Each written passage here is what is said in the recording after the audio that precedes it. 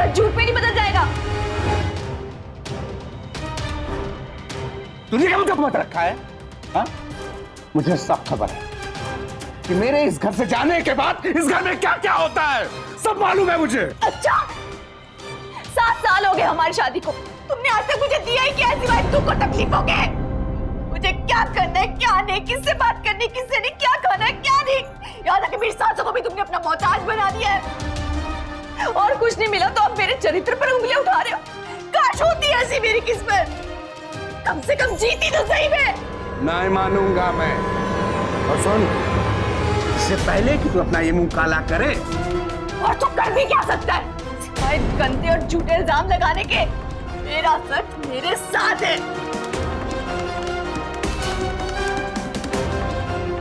तो मेरे घर में भी ये सब नहीं चलेगा, ये जान ले तू।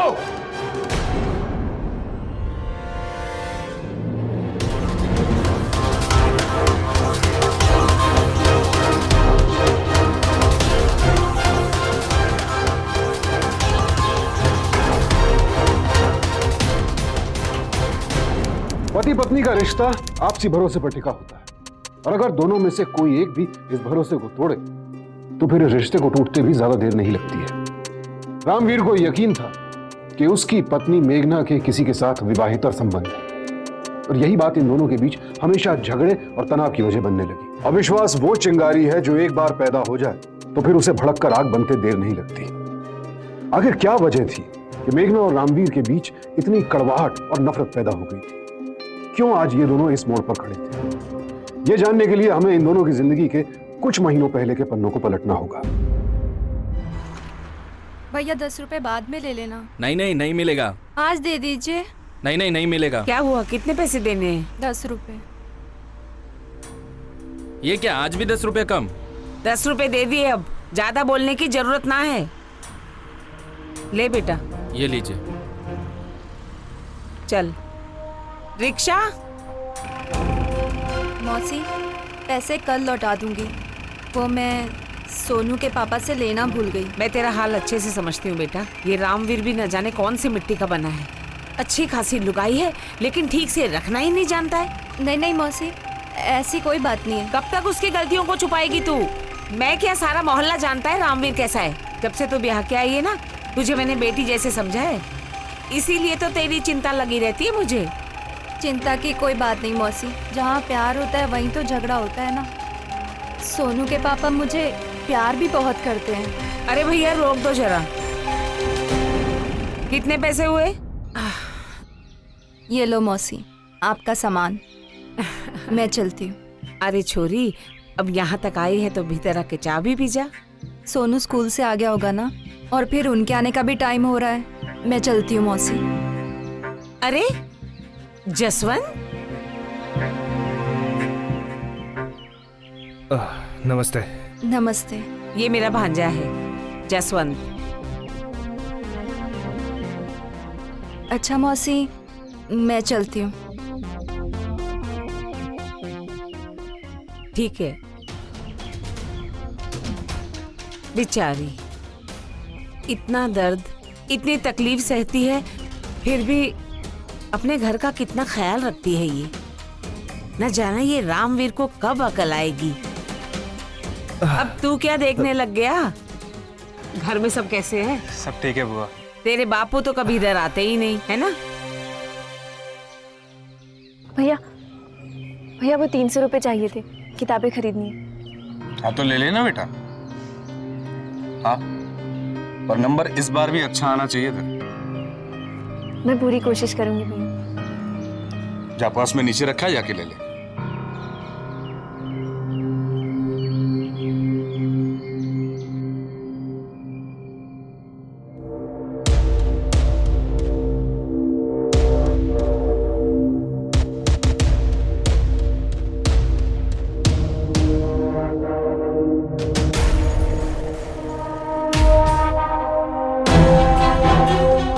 भाभी क्या हुआ आपको?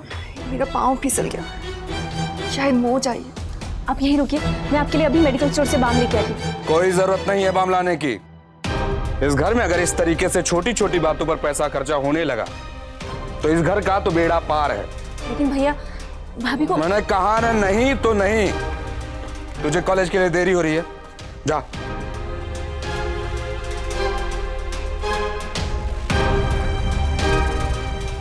क्या रे, 2 कदम भी तुझसे ठीक से चला तो जाता है नहीं। क्या घूर क्या रही, कहाँ जाएगी? जा जाके ना गर्म पानी से सेक ले, 2 या 3 दिन में ठीक हो जाएगी। जा।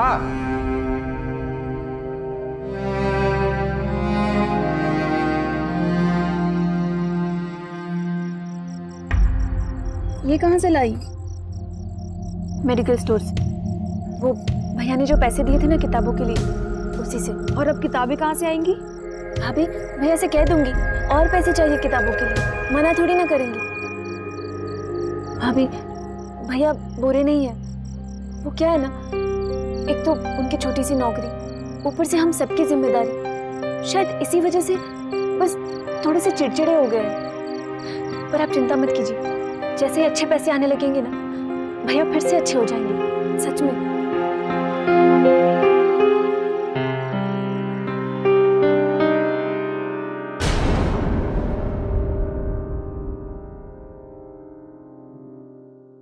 जी आप? नमस्ते। वो हमारी प्रेस आपकी भाभी ले आई थी। भाभी, दुर्गा मौसी ने इस्त्री मंगवाई है, आप दे देना, मैं जा रही हूँ, उनसे ले लेना। हाँ?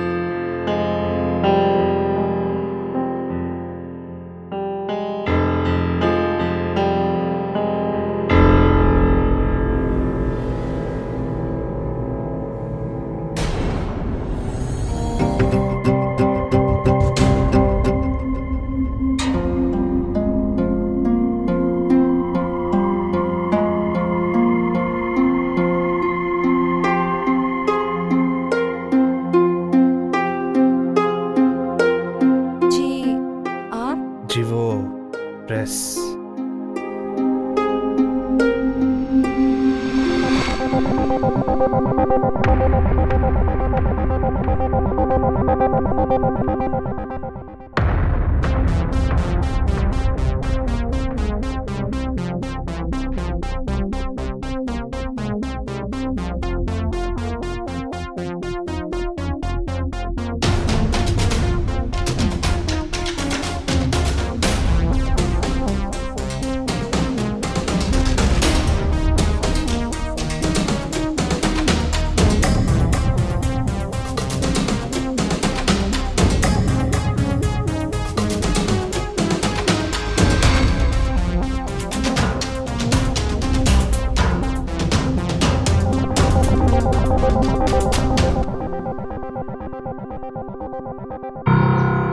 ये सूजी 2 किलो क्यों? जी वो नीति और सोनू को सुबह सुबह शीरा पसंद है। और ये राजमा तो तू पिछले हफ्ते ही लेके आई थी। खत्म होने वाली है। हाँ तो खत्म हो जाए उसके बाद लेके आ। कौन सा राशन का दुकान बंद हो जाएगा? और ये गेहूं ना 25 किलो की जगह 15 कर, चना दाल 1 किलो, मसाला 250 ग्राम और चावल 10 नहीं 5 किलो में ना काम चला तू। लेकिन ये तो बहुत कम है, महीना भर चल ही नहीं पाएगा। हाँ तो फिर से लेके आ। राशन का दुकान बंद हो रहा है क्या? दिमाग केवल पैसा। चले।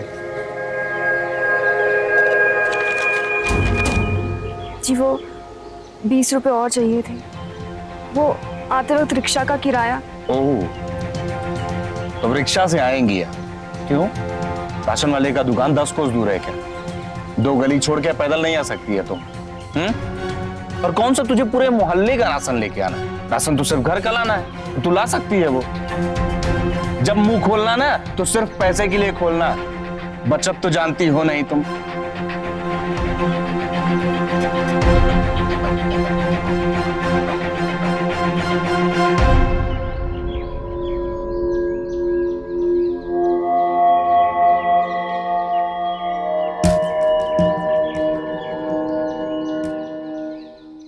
भाभी ये लीजिए, मैं सुमन के साथ उसकी गाड़ी में जा रही हूँ, आप रिक्शा से आना। भाभी से झूठ, मैं क्या तुझे जानती रही? और फिर सुमन तो जयपुर गई है, तू किसी की गाड़ी में नहीं जाएगी, ये तेरी बस का किराया, तू जा।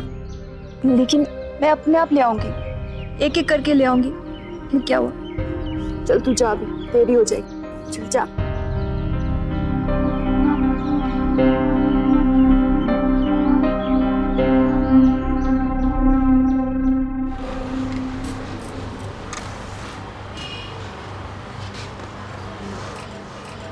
अरे ये क्या, इतना सारा सामान, वो भी इतनी तेज धूप में। लाइए लाइए, मुझे कोई बात दीजिए। नहीं। अरे मुझे मैं ले दीजिए ना, जाऊंगी।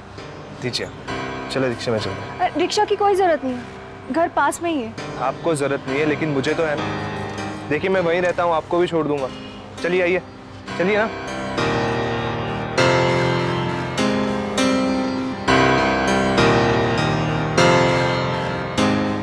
ऑटो। वैसे भुआ होती ना, वो भी यही करती। हमेशा आपके बारे में बात करती रहती है, हमेशा आपकी चिंता लगी रहती है उन्हें। मैं जानती हूँ, उनके होते हुए माँ की कमी कभी इतनी महसूस ही नहीं हुई। बहुत ख्याल रखती हैं वो मेरा।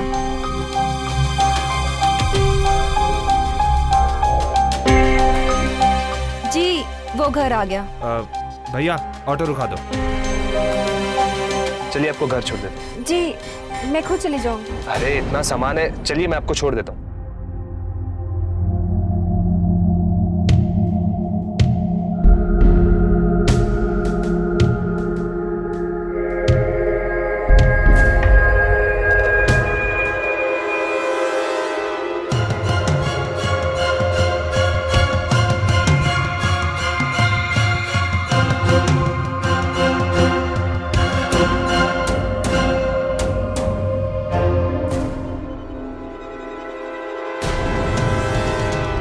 ये लौंडा पूरे मोहल्ले की मदद ऐसे ही करता है, या फिर तेरी मौसी के साथ साथ उसके भतीजे का भी तेरे लिए प्यार उमड़ना शुरू हो गया है? तो बोल दे।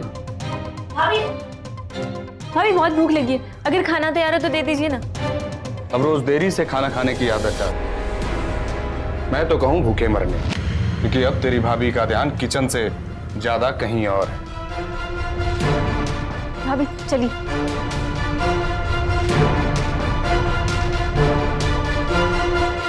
नहीं माँ नहीं, अब और सहन नहीं होता है मुझसे। बिना बात बिना वजह के ताने सुन सुन के मैं तंग आ चुकी हूँ। ये रिश्ता ना होकर एक बंधा सा बन गया है। घुटन होने लगी मुझे। मैं समझती हूँ बेटा, लेकिन तू अपना देखने में लग रही है। एक बार रामवीर के बारे में सोचकर तो देख। एक अकेला इंसान, एक छोटी सी नौकरी, 4 लोगों को संभाल रहा है। ना कोई बाप दादाओं की पूंजी है, ना भाई या रिश्तेदारों का साथ। नीरा भी बड़ी हो गई है, विक्की की शादी, आगे सोनू की पढ़ाई, जिम्मेदारियों का बोझ इंसान को चिड़चिड़ा बना देता है। बेटा सुन रही है ना? हाँ माँ।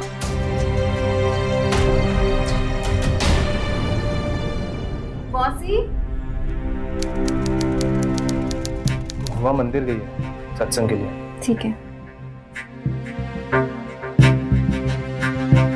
कल के उनके ऐसे बर्ताव के लिए मैं आपसे माफी मांगती हूँ। कोई बात नहीं। वो आजकल काम का दबाव बहुत है ना, इसीलिए उन्हें अपनी भूल का पछतावा हुआ था। वो तो खुद आना चाहते थे आपसे माफी मांगने के लिए, लेकिन आए नहीं। मैं उन्हें अच्छी तरह जानता हूँ, मुझसे क्या वो कभी आपसे भी माफी नहीं मांगे, क्योंकि ना ही उन्हें कभी अपनी गलती का एहसास था और ना ही होगा। बस मेघना, मैं अब आपकी जिंदगी को और खराब होते हुए नहीं देख सकता। जी हाँ, आपकी तकलीफ मुझे दर्द देती है। प्यार करता हूँ मैं आपसे। ये क्या कह रहे हैं आप? सही कह रहा हूँ मैं। जब मैंने आपको पहली बार देखा तो मेरे दिल में उतर गई। जिसकी जिंदगी में आप होगी ना, उसकी जिंदगी स्वर्ग से कम नहीं है।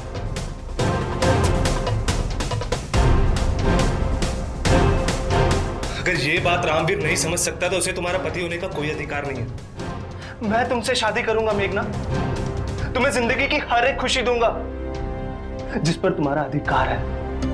तुमसे बहुत प्यार करता हूं मेघना, और मुझे पता है तुम भी मुझसे बहुत प्यार करती हो। मैं सिर्फ अपने परिवार से प्यार करती हूँ। अपने आप को धोखे में मत रखो मेघना, तुम्हें भी जीने का हक है, तुम्हें भी खुश रहने का अधिकार है। मैं ही तुम्हारी खुशी हूं। हाँ मेघना।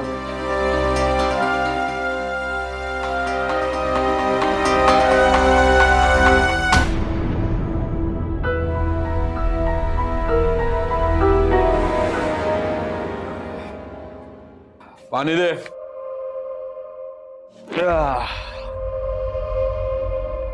अरे लाएगी? जी ला रही हूँ। ला रही हूं नहीं, लेके आओ। जी आई, अभी सब्जी चढ़ाइए, बस आई। छोड़ सब्जी वब्जी अभी आओ।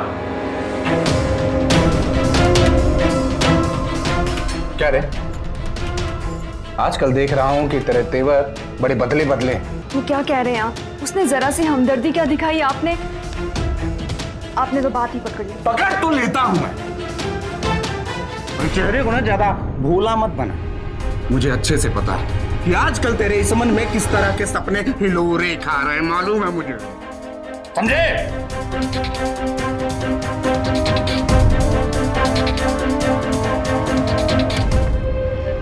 इस तरह से गुस्सा करने से सच झूठ में नहीं बदल जाएगा। तूने क्या मुझे मत रखा है? हाँ?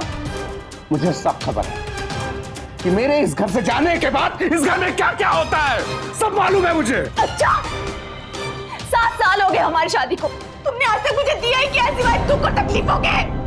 मुझे क्या करना है, क्या नहीं, किससे बात करनी, किससे नहीं, क्या खाना है, क्या नहीं। याद है कि मेरी सासों को भी तुमने अपना मोहताज बना दिया है, और कुछ नहीं मिला तो अब मेरे चरित्र पर उंगलियां उठा रहे हो। काश होती ऐसी मेरी किस्मत, कम से कम जीती तो सही में। नहीं मानूंगा मैं। और सुन, इससे पहले कि तू अपना ये मुंह काला करे, और तू कर भी क्या सकता है सिवाय गंदे और झूठे इल्जाम लगाने के? मेरा सच मेरे साथ है।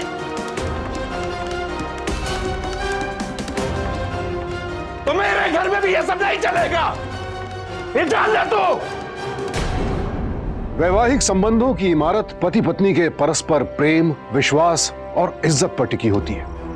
लेकिन जहां इनकी जगह शंका, रोक टोक और एक दूसरे के जीवन में जरूरत से ज्यादा दखल अंदाजी आ जाए, तो फिर इस इमारत को डगमगाते देर नहीं लगती। और यही हो रहा था रामवीर और मेघना के जीवन में। रामवीर का यह व्यवहार मेघना को लगातार उससे दूर करता जा रहा था, और शायद रामवीर को खुद इस बात का एहसास नहीं था कि उसका व्यवहार एक दिन उसके जीवन को किस खतरनाक मोड़ तक ले जाएगा। अब ये दूरियां बर्दाश्त नहीं होती मेघना, चलो हम कहीं भाग चलते हैं, जाके शादी करेंगे और अपनी एक छोटी सी दुनिया बसाएंगे। नहीं जसवंत, मैं चाहकर भी ऐसा नहीं कर सकती। क्यों मेघना, क्या तुम नहीं चाहती कि उस घर, उस इंसान से तुम्हारा छुटकारा हो? उसके अलावा भी कुछ रिश्ते हैं, मेरी बहन, प्यारी ननद। मेरा ऐसे करने से सजा उनको मिलेगी, कौन थामेगा उनका हाथ शादी के लिए? मैं इस तरह से उनकी जिंदगी बर्बाद नहीं कर सकती। मुझे लगता है कि हमें अपना रिश्ता यहीं खत्म कर देना चाहिए।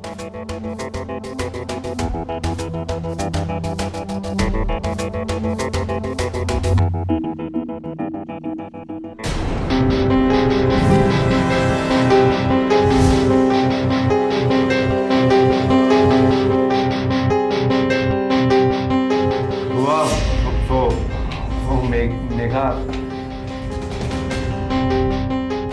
बस निकल जाओ इधर से, चली जाओ।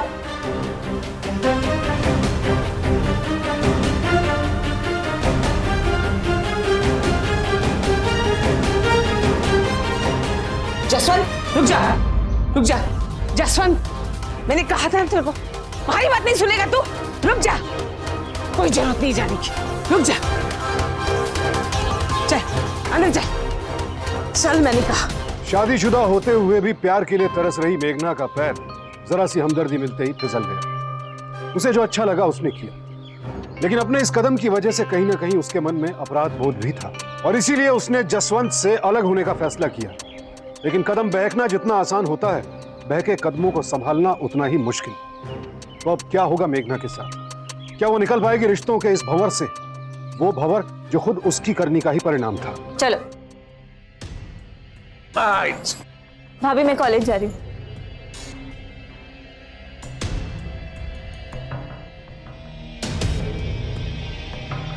मेघना, मेघना, मौसी, बेटी मारा था मैंने तुझे और ये सिला दिया तूने? जसवंत मेरा एक लौता भांजा है, और मैं ये बात कभी बर्दाश्त नहीं करूंगी कि तुझ जैसी छोरी उसकी जिंदगी बर्बाद करे। अगर ये बात समझ में आ रही है ना तो ठीक है, वरना जो बची कुछ खुशी है ना तेरे घर की, वो भी नहीं रहेगी।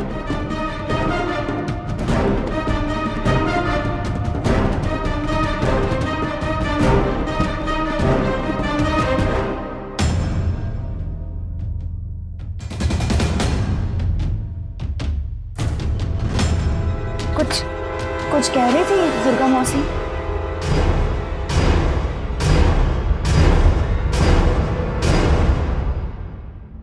बोल बोल बोल जल्दी बोल क्या बोल।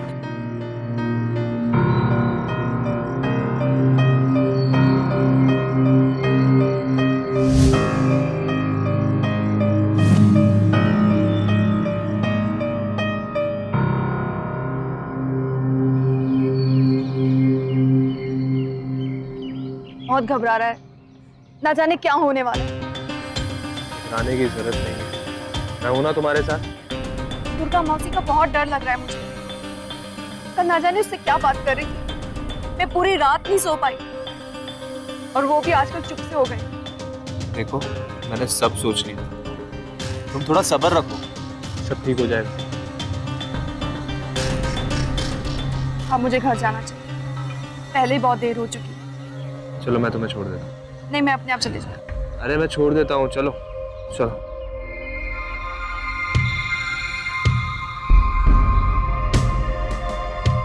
हाँ आराम से आराम से।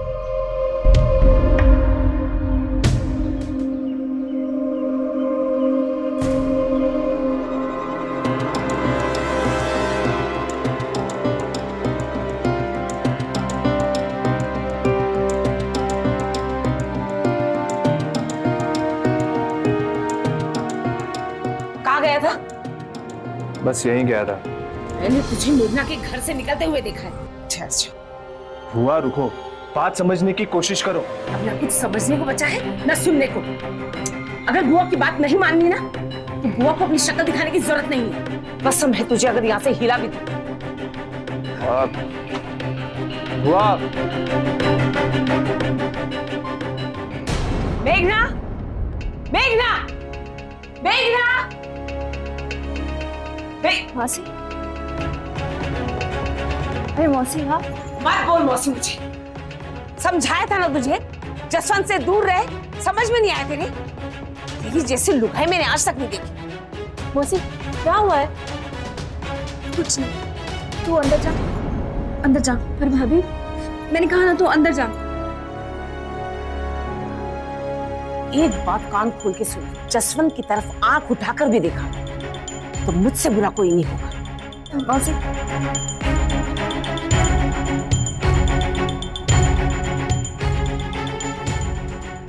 न लोक लाज इज्जत किसी की परवाह नहीं है। आज तक मैं रामवीर को दोष देती आती थी, लेकिन मुझे क्या पता था ये दोष मुझ पर ही भारी पड़ेगा। पता नहीं कितने लोगों के साथ रंग रलियां बनाती है। बस बुआ, जो मन में आ रहा है बोले जा रही हो। दोषी वो नहीं मैं, क्योंकि प्यार करता हूं मैं उससे और शादी करना चाहता हूँ। क्या कह रहे तू? होश में भी है? हाँ होश में हूँ, इसीलिए मैंने फैसला किया कि मेघना उस घर में अब नहीं रहेगी। अरे क्या जादू कर दिया उस छोरी ने तेरे ऊपर? जानता भी है वो ब्याहता है रामवीर की और एक बच्चे की माँ भी है। तुम्हारे इस रिश्ते को समाज कभी नहीं अपनाएगा। अब मुझे किसी की परवाह नहीं है, मुझे सिर्फ मेघना चाहिए। तुम्हें परवाह नहीं तो ना सही, लेकिन मैं परवाह करती हूँ और मेरे जीते जी मैं तुम्हें ये पाप कभी नहीं करने दूंगी।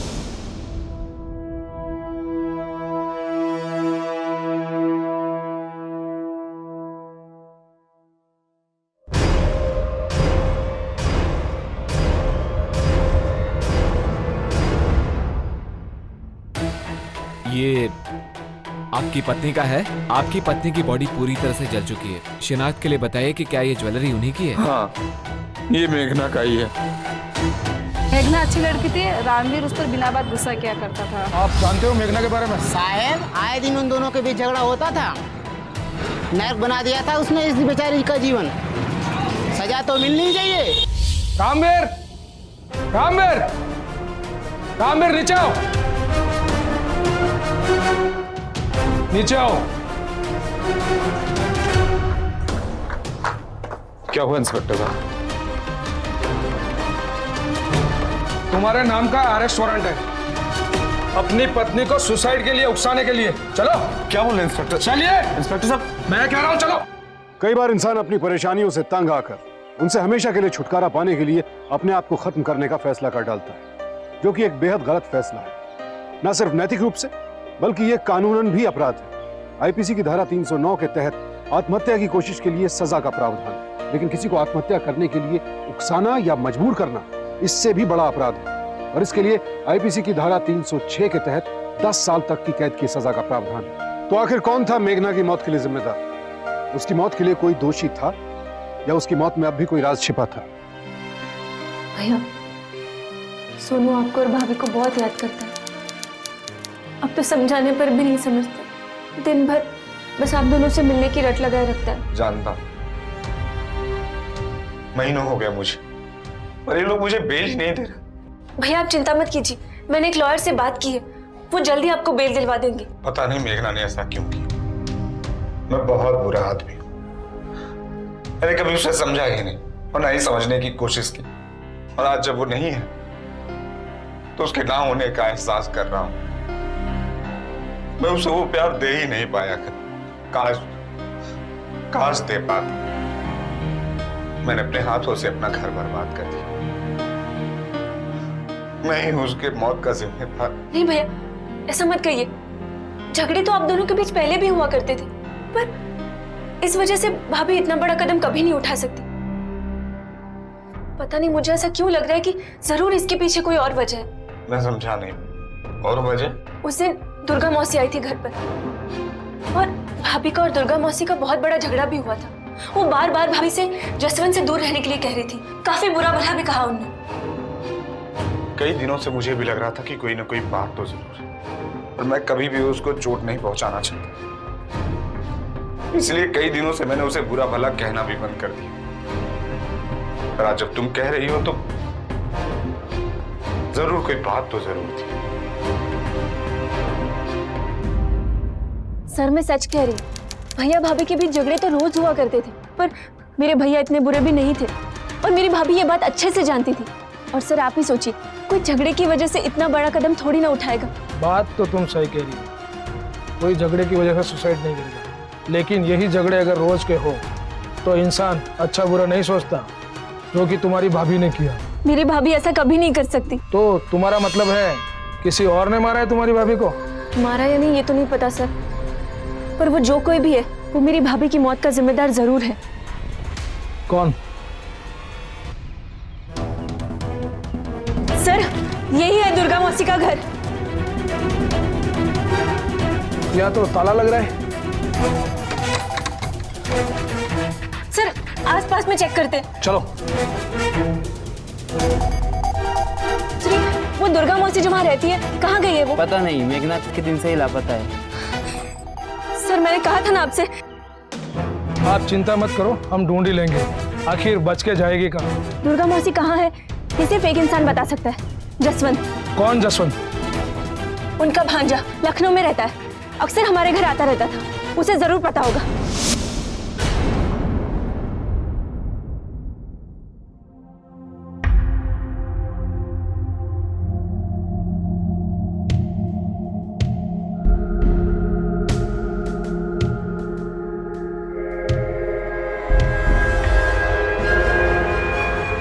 जी वो दुर्गा बुआ घर में लॉक लगा हुआ है, कुछ पता कर गई है आपको? उसने ऐसा क्यों किया, एक बार सोचा तो होता। एक नेबर के लिए ऐसे इमोशंस, कुछ समझ में नहीं आया हमें। कुछ बताना पसंद करोगे? मैं सब बताता हूँ, बस मेघना के बारे में कोई गलत ना सोचे। आप बोलते जाओ, लड़की की इज्जत का ख्याल हमें भी है, और ये बात तुम्हारे और हमारे बीच में ही रहेगी, बस बताते जाओ। मेघना को जब मैंने पहली बार देखा तो मुझे उससे प्यार हो गया। उसकी तकलीफ मुझे दर्द देती, तो मैंने डिसाइड किया कि उसे इस नर्क से निकालूंगा और उससे शादी करने का फैसला किया। लेकिन बुआ को ये सब मंजूर नहीं था। मैंने बुआ को बहुत समझाने की कोशिश की, लेकिन वो नहीं मानी। उस बीच मुझे लखनऊ जाना पड़ा। मैंने सोचा वापस आकर बुआ को मना लूंगा, लेकिन इसका मतलब मेघना की मौत के पीछे रामवीर का नहीं, दुर्गा का हाथ है? जी नहीं सर, बुआ ऐसा नहीं कर सकती। तो फिर लापता क्यों है? और ठीक मेघना के वाले दिन से ही कैसे? तुम्हें कुछ मालूम है उसके बारे में? नहीं सर, मैं तो लखनऊ में था और बुआ के पास कोई कांटेक्ट नंबर भी नहीं। मैं जब जाता था तभी उनसे बात हो पाती। जसवंत के उस एक बयान ने पुलिस की तफ्तीश का रुख ही बदल कर रख दिया। अब पुलिस को दुर्गा की तलाश थी और उसके मिलने पर ही पता चल सकता था कि मेघना की ये मौत आत्महत्या थी या फिर किसी सोची समझी साजिश के तहत की गई हत्या। लेकिन पुलिस को दुर्गा का कहीं कोई सुराग नहीं मिल रहा था। पुलिस दुर्गा को तलाश जरूर रही थी, लेकिन उसके शक की सुई अब भी रामवीर पर ही टिकी थी। लेकिन नीरा को अपने भाई की बेगुनाही का पूरा यकीन था।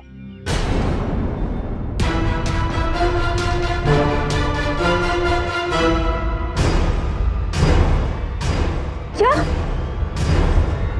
दुर्गा मौसी?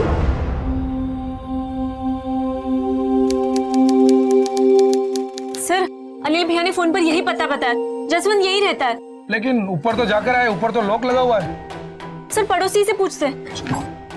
सुनिए भाई साहब, वो जसवंत यही रहता है ना? यहीं ऊपर आता था, अब नहीं रहता।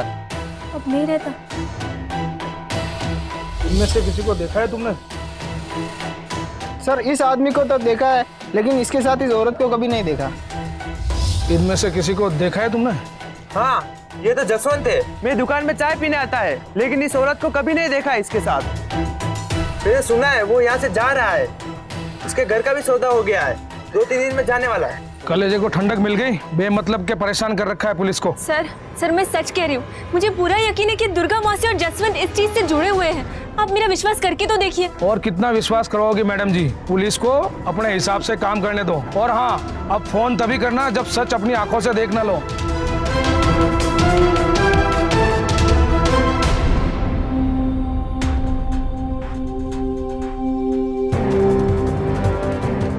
अपने भाई को बेगुनाह साबित करके जेल से बाहर निकालने का जुनून सवार था नीरा के सर पर। और अब सिर्फ जसवंत ही था जो इन सारी कड़ियों को जोड़ सकता था। यह पहेली जसवंत के सिवा और कोई हल नहीं कर सकता था।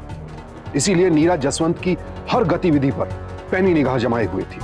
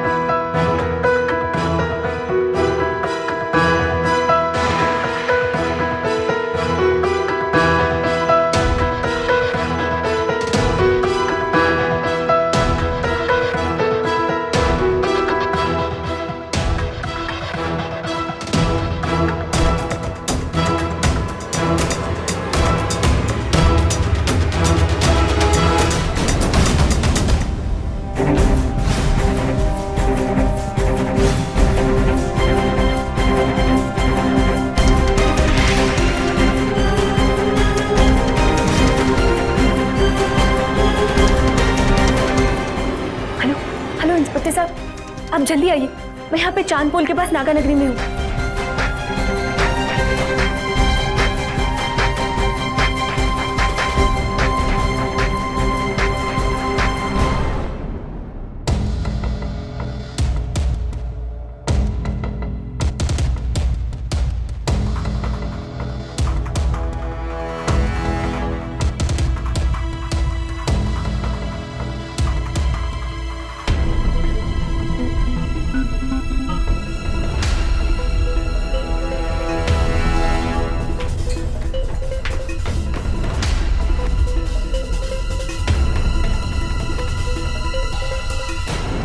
भाभी, भाभी। इंस्पेक्टर साहब, यही मेरी भाभी है, मेघना। गिरफ्तार कर लीजिए इसे। ये क्या कह रही हैं आप? मेरा नाम मेघना नहीं है, मेरा नाम रेखा त्रिवेदी। सर ये झूठ बोल रही है। मैंने कहा ना, मेरा नाम मेघना नहीं है, मेरा नाम रेखा त्रिवेदी है, wife of Jaswant Trivedi. Sir ये झूठ बोल। सर वो रहा जसवंत, पकड़ लीजिए इसे। कांस्टेबल पकड़ो उसे।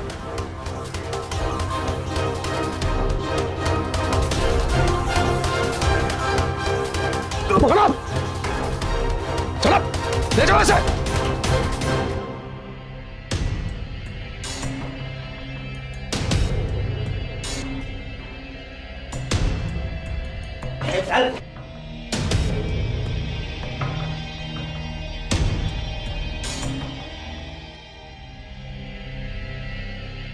बहुत गेम खेल लिया मिसेस मेघना।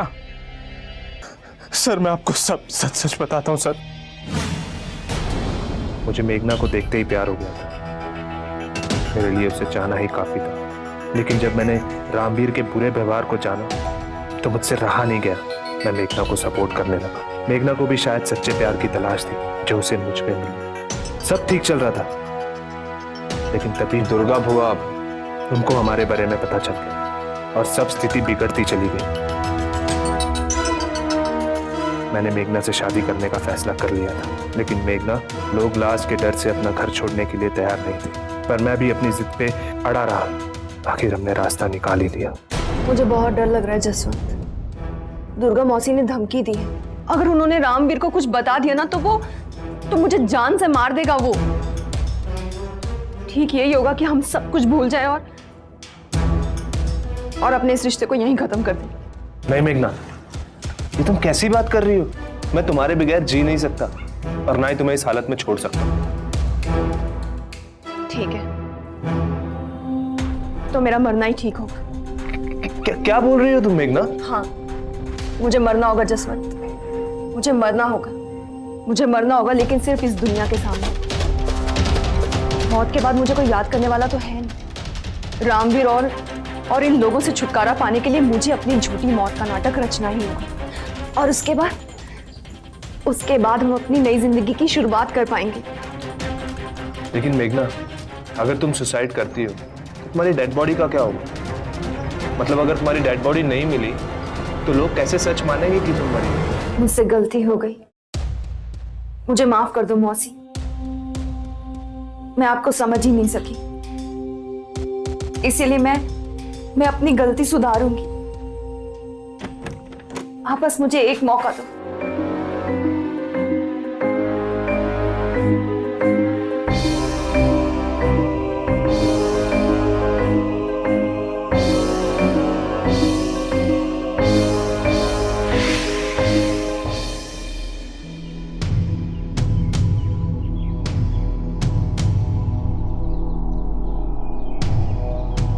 पिछले 6 महीने से मैं हर रोज यही सोच सोच कर मर रहा हूं कि तेरी मौत का जिम्मेदार मैं। मेरे रोज के लड़ाई झगड़े तानों ने तेरी जान ले ली।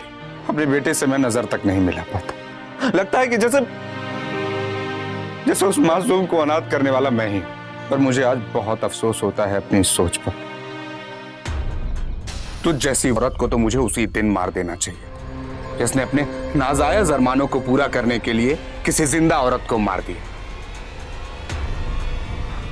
इंस्पेक्टर साहब, इसको मेरे सामने से लेके जाओ। चलो लेकर जाओ।